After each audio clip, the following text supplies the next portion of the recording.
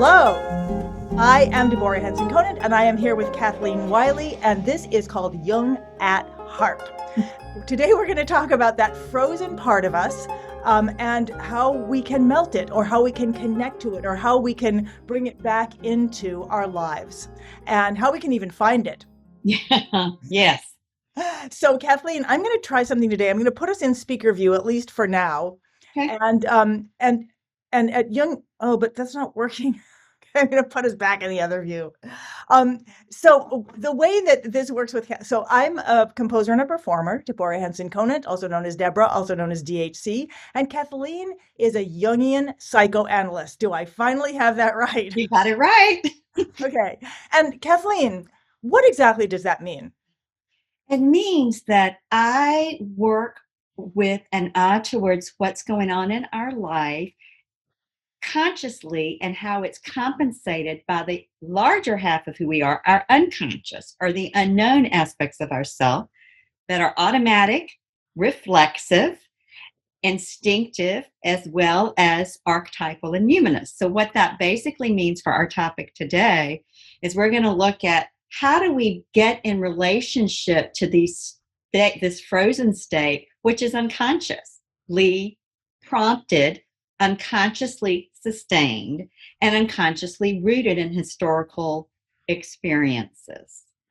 That's amazing. And I'm thinking that that's why that's relevant for any kind of performance is that there are probably all kinds of parts of the parts of our unconscious that we could be accessing to bring us more richly into the world and make us more accessible in what we're sharing. And yet also in the unconscious are things that are keeping us from that. That's right. And the reason I wanted to talk about it today, and I asked you and I proposed this, is I'm doing a workshop today with a mindset coach who specializes in trauma and crisis recovery, in a workshop called Untangle. And it is specifically about this. And so about this whole experience of untangling, but uh, and with music. So how can we combine it with music? So it's an artistic experience that we can then literally replay um, the reclaiming of ourselves. And Right. so I wanted to talk to you about it too, because I'm sure you will have insights that are going to impact how I go into this workshop today and Mhm. how anybody else goes into the workshop. Yes. Well, part of what I'm thinking as you're talking, Angeles Arian, who was a cultural anthropologist who studied indigenous cultures all over the world to glean universal spiritual truths, said there are four universal healing salves: singing, dancing, storytelling, and solitude. And so, as you're going into this workshop, singing and dancing are all related to music, to rhythm, to melody, to expression of music. And of course, solitude we all create in the solitude of our own psyche soul. And storytelling, which is part of what you work with your students in the academy. And part of what every song does is it tells a story. Well, yeah, and this particular workshop is all about rewriting the fairy tale of your life. Mhm. So it sounds to me, I've never done this workshop before, I'm collaborating, that may combine all four of those things. So in solitude, like is meditation solitude or solitude different than meditation? Well, meditation would be one I Component? want to call meditation a tool, because true meditation, you arrive at a state of consciousness. But solitude is actually the state you achieve through meditation or through spiritual discipline, is that sense of oneness with oneself, where although one may be literally alone, one is not alone. There is a solitude, a connection to the largesse of one's nature, which in Jungian psychology is called the self with a capital S. It's called the totality of self. I'm I'm Yeah. listening to that word solitude, and I'm Mhm. realizing the word solo is in that word. Yeah. And yet the word is not soloness, it's solitude, which also has like an etude. I don't know the etymology of the word, but an etude is something that you play to connect to, whatever you're doing, but it's something you play as music. So I'm assuming that solitude is almost like the playing of the experience of being alone. I'm just making that up. I don't know. Is it anything like that? Well, as you're talking about the words and playing with the sala, this it takes me to soul, and the etude. So in solitude, we are a student of our own soul. We're studying our own soul because we're listening deep within. We sit. The techniques of meditation are all designed to help one sit, to calm the chatter of the monkey mind, to be able to begin to realize that alongside those tapes that keep us frozen out of fear, there may also be a flame of the creative soul that wants expression. So, in solitude, in the study of the soul, we begin to know those things deep within our body in a way that lets them begin to come together where they can transform one another. My brain was in the monkey mind. And Okay. I mean, I was like, wait a minute, you don't mean the monkey mind and the flame come together? Because I was seeing monkey. Oh, you do? Well, the monkey mind has to begin to come to the flame in that it settles down. It is the flame of the soul that eventually can soothe the anxiety that gives rise to the monkey mind. So the monkey mind does come. So the monkey mind comes to that small flame. Mm. And my way of thinking. Now, other spiritual teachers might say something different in terms of their system, but in terms from a Jungian system and from the spiritual tradition of the Western mystery tradition, the opposites have to come together. The monkey mind being the erratic, frantic, running all over, which very often is the defense against feeling the frozen places. It's It, paradox. it's interesting, yeah. And then I'm thinking of this song that I've been writing for years. I'll just sing it to you a little bit. It goes, Okay. I lost my soul, that's what I say. But the truth is, I gave it away. I gave it away, and now I find I got nothing left behind but one small flame burning in the night, one small flame. Oh, but that flame is bright, one small flame. And if I could find the rest, I could reclaim myself. Every single moment, reclaim myself. Inch by inch, reclaim myself. Everything I am, I can hurry, claim.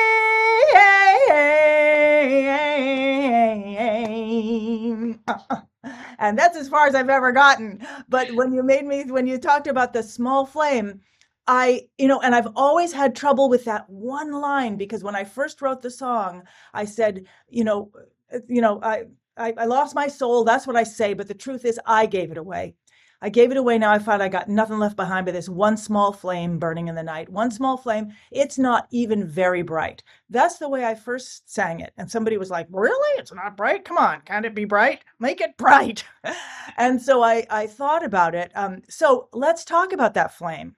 Yeah. Is that flame tiny? Is that flame bright? Is it not bright? Does it matter? Maybe it's all of those things. I'm thinking about from the Judeo-Christian scriptures, Jesus saying, "Don't hide your light under a bushel. Let your light shine." That flame of the soul. I mean, to answer your question, I think that fire is bright, period. So if you have the flicker of a candle, even though it might be one small flame, it's still as bright as the raging forest fire. Well, yeah, I'm upset about the forest fire right now. Yeah. Actually, I don't want to put the flame underneath a bushel because right now, when there's so much drought, blah blah. I know that's not relevant here, but it's in my brain. Well, but it's an apt it's an apt um, metaphor in that there is an aspect where if we do not get a conscious relationship to our creativity, which Jung said is a fire that requires no wood, it will sometimes destroy the individual self, the personal self. Um, so there is an aspect of our life force that if we are not able to consciously connect to it and dance with it and learn how to channel it and navigate the rivers it takes us on, it can become a destructive force. I mean, there are many an artist, writer, painter, musician who dies alcoholic, drug overdose, because there is this burning fire that the personal self cannot Wow. keep grounded. So they attempt to ground themselves with substances. That's just one example. So I think you're saying something that is important, and that as we're connecting with our life force, the goal from a Jungian point of view, in my belief and my worldview and understanding, and work with people for 35 years, is we have to get in conscious relationship to it, meaning we enter into a dialogue. The music, the harp, any instrument, the writing of a song is a beautiful bridge for connecting with what's in the fire. The psychoanalyst and pediatrician Winnicott would have called it a transitional object or a transitional phenomena, Like it meaning makes it you connects us to something bigger. so I'm thinking so many things about, what makes forest fires, and when we have the water of our lives come in, then then the environment is not so dry, and you know that it brings forest fires. But then as you're talking about transitions, I'm also thinking about the transit vehicles, in a sense, that take us from fear into the states that we can, so that we can tra- that's a whole other thing. But when we're afraid and we go into either addictive behavior or hiding behavior or something like that, there's transitions that take us there. Transitions like beating ourselves up or comparing ourselves to others, or Mhm. thinking about the past or thinking about the future. Those kinds of transitional thoughts. And it sounds like you're talking about a transition that takes us in the other direction, to openness or to connection. Okay, so when we're looking at comparing, which happens so much to artists, Mhm. comparing, beating ourselves down, thinking about things we did in the past that were wrong, fear of what's going to happen in the future, those kinds of things, those are all hiding us and taking us away, right? Mhm. Okay, so what's the other side? And where are they taking us in relationship to the fire? I mean, maybe they're taking us into a place where we're creating a dry bed for that fire to destroy us, rather than a verdant field in which that fire is in the middle of it. I may be going like way off into some, but Well, again, you're being very Jungian in that there's both the fertility and the sterility. The opposites always coexist. So anything within our nature has both a creative aspect and a destructive aspect. So part of the work of consciousness is beginning to have a relationship to creative impulses and destructive impulses, so that we can then use them in service of the trajectory of our life moving forward for its highest good, and the life of all of those around us moving forward for their highest good. Part of the beauty, DHC, of what you have done and continue to do with Hip Harp Academy and all you teach, is you have taken your life experience with what you have found to help you move and continue to expand who you are creatively and personally, and you share it with other people and formats or structures where they can encounter themselves and expand. right, that's right, to make us Yeah. to be able to go through that experience themselves and Right. just having to hear about it. Right. And if we go back to our analogy of the fire, then if we are expanding, what's expanding is the fire gets bigger. And it is the fire of our soul that's able to express itself in grounded, embodied ways. And that's key. The grounding in our body, the hands on of the music grounds it in our body. The hands on of stream of consciousness writing grounds it in our body. So it doesn't get out of control. I'm so obsessed by wildfires right now, Mm-hmm. that I just keep thinking about that uncontrolled and and so I hear what, and yet and yet fire is such a powerful, beautiful, amazing thing in so many ways, whether it's from light or everything it gives us, and yet the destruction of it. So, which is just as we are, the fire of our souls can be Mm-hmm. so destructive, and yet it can also, the beauty, and it can bring that monkey mind to to wonder. And That's so I think you're about to tell me how. right. You have a lot of confidence and faith. Wait, I want to get back to the fire metaphor for a minute and the wildfire. One of the ways that firemen, I understand, work to put a wildfire out is they actually will set a ring of fire that is contained in a larger space beyond the wildfire, so that there is this fire burning out of control. They then set a ring of fire around it that is contained, so that when the wildfire spreads, it will stop and then eventually burn out. So one way that we do that is we set the larger ring of fire. So for instance, with the monkey mind, we might play with the image that the monkey mind is the uncontrolled fire, because there's a lot of energy in that monkey mind. And in the middle of the night when my monkey mind is going, every one of those ideas and images, of course, is true. So, what meditation techniques do, we might compare to the metaphor of setting the ring of fire around it. We go around that and we set a focus and intention. For instance, one of my favorites is to tune into my heartbeat and breathe into 4 heartbeats and breathe out to 4 heartbeats.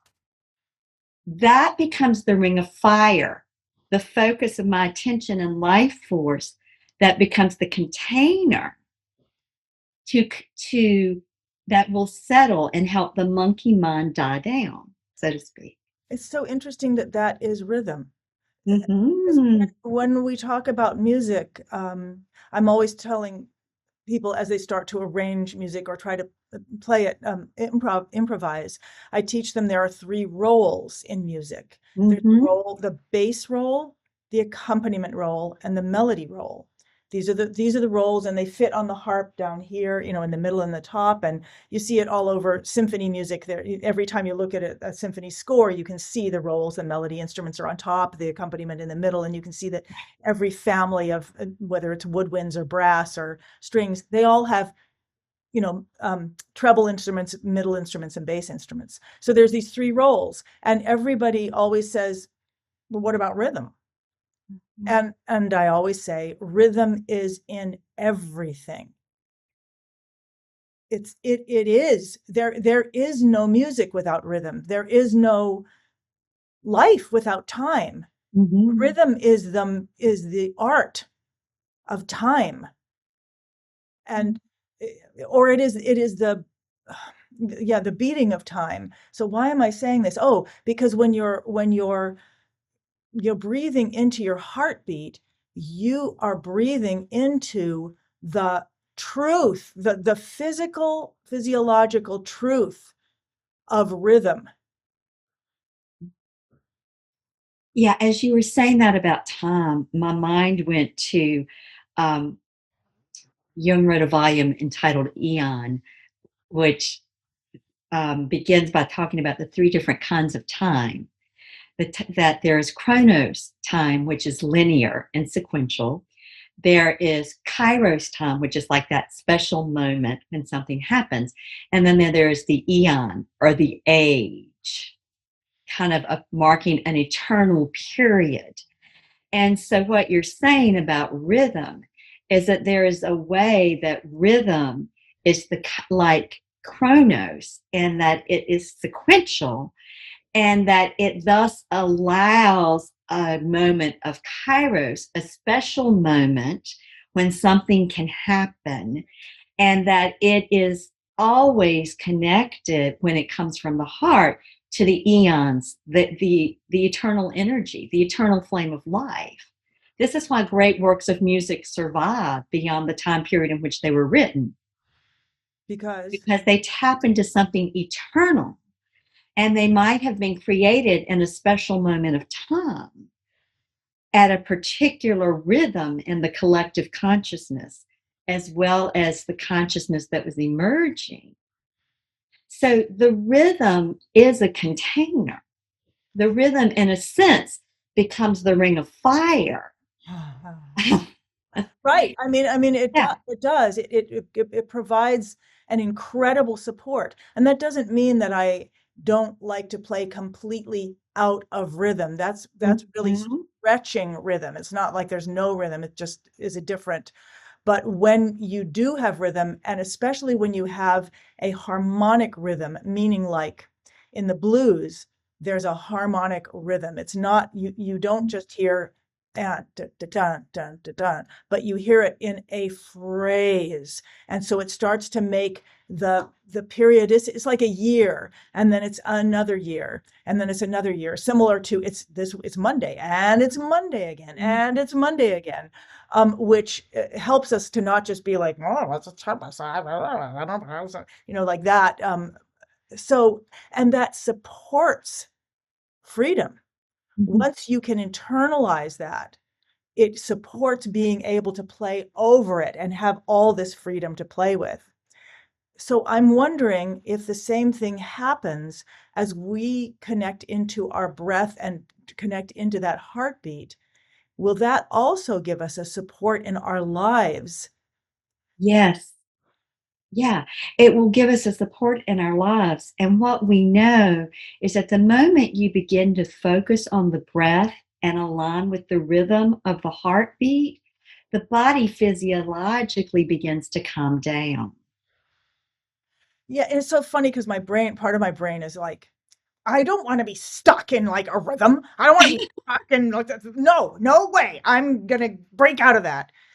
As if I could, as if I could break out of the rhythm of my heart or the rhythm of my breath, and rather than making friends with all of that or whatever, actually, actually dancing on it. And now I'm getting the image of water, like I can try to fight against that current, or I can go with it. Yes, and you're segueing us to another really important understanding is that Jung says each person's psyche has a trajectory that the energy will follow, that the libido or psychic energy will follow if it's left unobstructed. And that the work of individuation is aligning with that trajectory and going in that direction versus fighting against it. Because when we go against our true nature, we become neurotic, and all kinds of illnesses ensue. I want to ask a little bit more about neurotic in a minute, but I think this brings us back to what we first started talking about as being what we might experience as frozen or stuck or Mhm. having a part of us inaccessible. And I get the sense of from what you're saying that if our true rhythm, our true song, our true voice, I sometimes call it a voice, our voice print that fits in the world that nobody else has. Right. If we are singing that, if we are in tune with that and in truth with that, then we are actually in rhythm with ourselves. That's right. And if we're not, we may experience that parts of life are inaccessible to us. Now, I can imagine why that would happen musically, like Mhm. literally with a sound wave or something like that. If I mean, like if I'm approaching the harp from down here, from the a different angle, things literally will not be accessible to me. Right. Or if on a harp is a perfect example. That's a C scale, but if I've if I've stopped these strings or if I've turned them into a different key, and that may be a beautiful sound. We're not talking about beautiful sound. I'm just saying those two notes that were there are no longer accessible Hmm. because I've changed them into something else. Now, That's that right. something else may be beautiful in music. I mean, that's part of what we do is you find the beauty and develop the beauty. But the point is, uh, this may be going too far afield, but the harp is either, I mean, this string is either an E natural or it's an E flat. Hmm. And if I've made it an E natural, there is no E flat there. Hmm. I could search all over the instrument. There will not be an E flat. Well, but there won't be one there, even though that's the E string. I think I'm getting a little bit too technical here, but so yeah, please take us back. Um, Well, so let me tell you what came up for me as you were saying that I think is important with what we're talking about, particularly with the harp. Hand position is so important with how we approach the strings and our ability to move around on the strings. right. Because if you don't hold your hand in the correct way, as you started out like this, you can't access the strings, nor can you move quickly. So we all, in the process of becoming who we really are, have to deal with transmuting the ways we've learned to relate to ourselves that are the hand, like the hand position, where we can't move around on who we are. And we learn those ways so early in life in order to adapt to the environment in which we were born. It's nobody's fault. It's not malicious. It just happens that, we automatically, unconsciously will adapt to gain the sense of acceptance, approval, safety that we need, sense of belonging that we need with the people we're with. And it's an automatic response. And so sometimes the people that we're with when we're very young don't have access to parts of themselves. So they aren't able then to respond to us when that part of ourselves shows up. So they may just not respond, thus, it gets shut down and frozen. Or they may react hostilely as if you're doing something wrong and creating problems. So we then freeze as a self defense mechanism. And these, of course, are unconscious processes, you know. Or when we just go full force with our energy, again, we've created the beautiful finger paint on the wall, but it doesn't get a response that says we've done something good. It gets a response we've messed up. So then we become afraid, and so we freeze. Right. So sometimes, if we go back for a minute to what happens in the process of unfollowing, sometimes what we have to address before we can unthaw those parts, we bring the fire of our attention and focus and desire to it, is our fear that if that begins to flow, we'll make a mess. Something bad will Right. Ah, I see what you're will saying. will drown in our criticism or someone else's. So we have to address whatever that rooted place is in us where it thought we got frozen to start with. I, And it is always related to some fear of the annihilation of a sense of self, of one's value and worth. I want to go to that. That image of thawing that frozen part and being drowned in the deluge that comes from it is so powerful. And I also just want to go back and and point out that that when we're learning an instrument, sometimes we have trouble because we haven't learned the proper technique, and sometimes we don't have facility because there's something about us that the proper technique is not proper for us. It is not appropriate for us. our bodies may be different. And if we're forced into um, that, we could get stuck that way.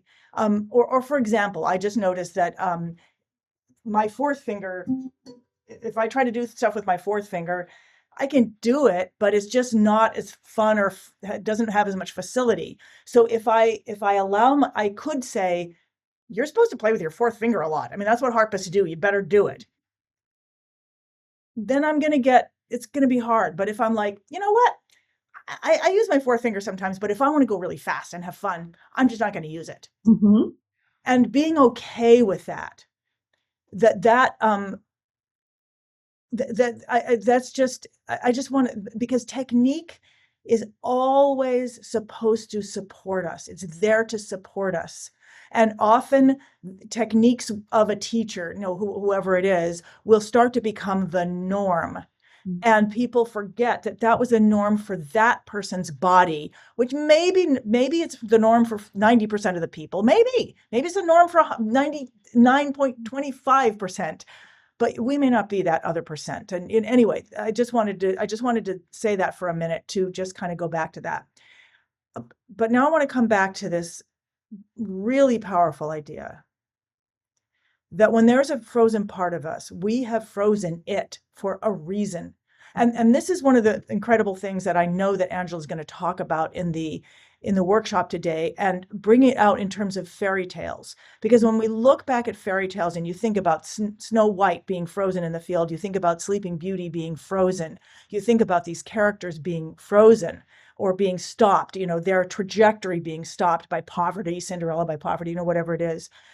This happens over and over again. We see it, and then we see that it's often, magic and love are the things that open it up.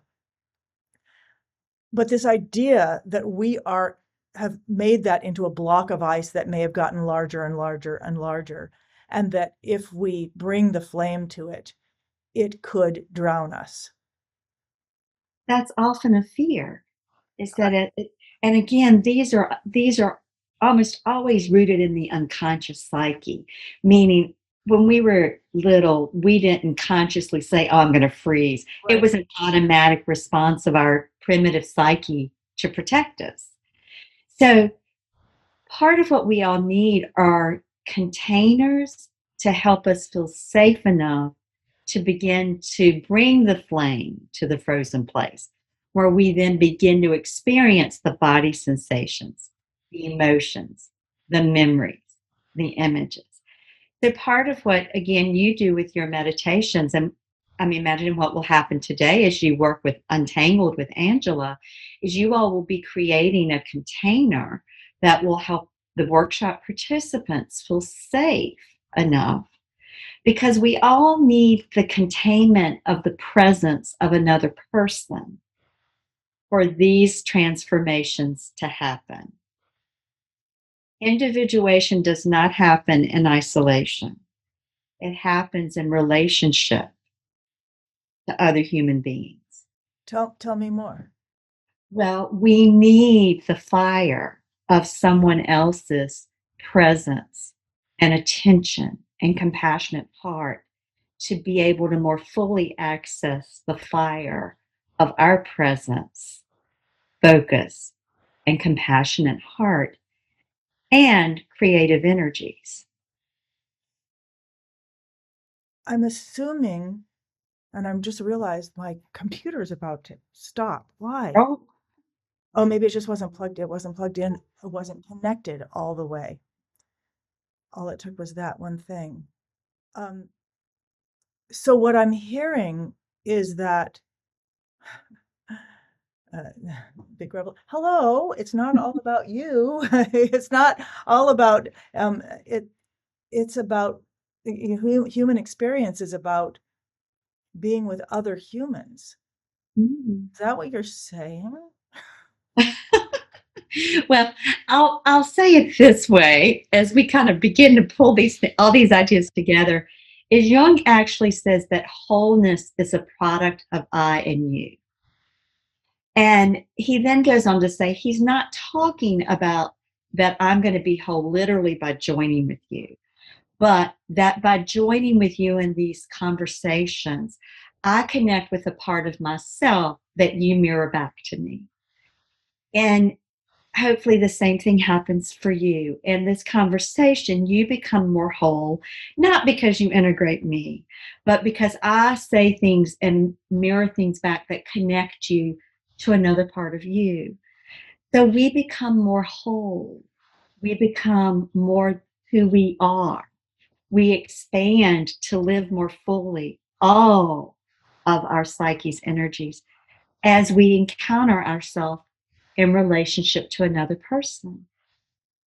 And music is a conduit for that. And music and songs and tunes can be a transitional phenomena and object that mirror back a part of ourselves. Right, and connect us to other people.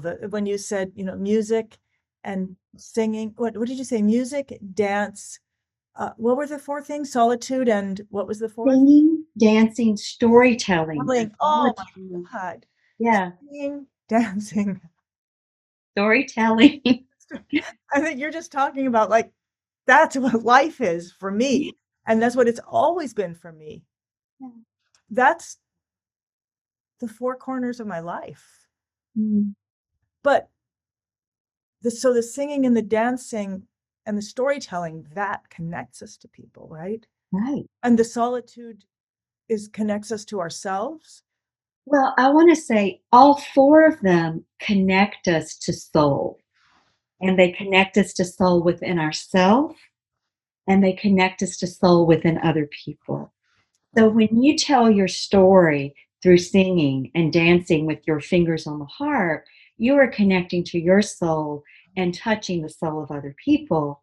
So all four of those are ways in which we are connecting to soul, both soul within us and soul outside of us. Right. And So I believe in the soul of all sentient beings and also of the animal nature kingdom, because I believe nature has a soul. So well, what I hear you saying, and I know we have to wrap up, but what I'm hearing, or what I'm getting here, is that I mean, I don't even know if I can say it, but that this going into these four places and into our souls connects us with a belonging to this is probably dumb, like I just realized, oh, it connects us to a belonging with everything, which takes us out of feeling isolated as yeah, human beings, and and actually lets us be with individuals and with the whole and with ourselves. yes, yes. You said that beautifully. And it reminds me of the phrase that loneliness, once we can begin to be present to ourselves, becomes solitude. And then out of solitude comes vision. All right. I know we've talked about loneliness versus solitude before, and Mhm. I'm going to put a pin in that because I would love to talk Okay. about that third part again. Loneliness, solitude, vision. I think that's beautiful for our next time. Kathleen, wow. Thank you so much. It never, I never end being amazed and moved and excited by these conversations. Me Thank you. too. Thank you so much. I love the magic that happens. Me too.